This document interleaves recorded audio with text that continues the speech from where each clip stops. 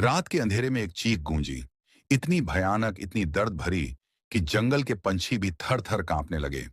राजमहल के पहरेदार ने मशाल ऊंची की और अंधेरे में देखने की कोशिश की। कौन है वहां? उसकी आवाज कांप रही थी, लेकिन जवाब में सिर्फ सन्नाटा मिला। ठंडी बर्फीली हवा का झोंका आया। मशाल बुझने लगी और फिर दूर, बहुत दूर, जंगल की गहराइयों से एक आवाज आई। आदित्य, कहाँ हो तुम? पहरेदार के हाथ से मशाल छूट गई।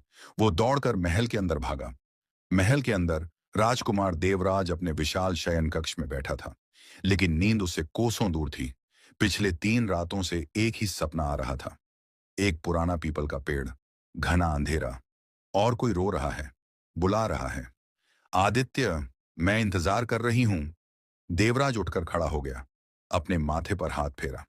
ये हो क्या रहा है देवराज? एक मीठी आवाज आई। राजकुमारी अनन्या अंदर आई। उसके चेहरे पर चिंता की लकीरें थीं। फिर नींद नहीं आई? देवराज ने सिर हिलाया। अनन्या पास आई और उसका हाथ पकड़ा। देवराज, मुझे डर लग रहा है, कुछ गड़बड़ है। यह निशान। उसकी उंगली देवराज के गले पर फिरी। यह हर रोज गहरा होता जा रहा है, और तुम्हारी आंखों के नीचे काले घेरे, जैसे कोई तुम्हारी जीवन शक्ति खींच रहा हो। देवराज ने अनन्या को अपनी बाहों में भर लिया।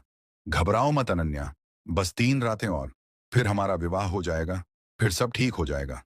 लेकिन उसकी अपनी आवाज में विश्वास नहीं था। अनन्या ने पीछे हटकर देवराज की आंखों में देखा। देवराज, आज दोपहर में बूढ़ी दासी कमला से मिली थी।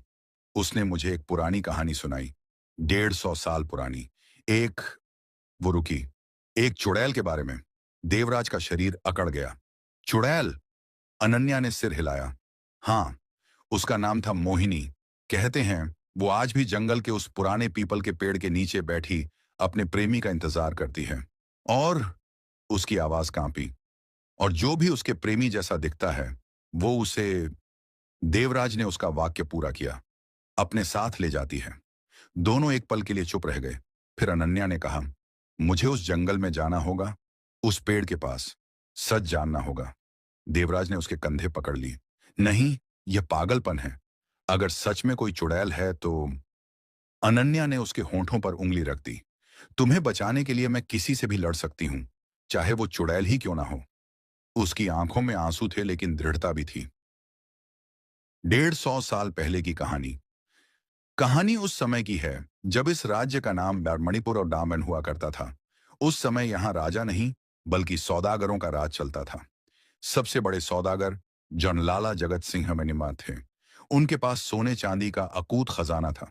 रेशम और मसालों का व्यापार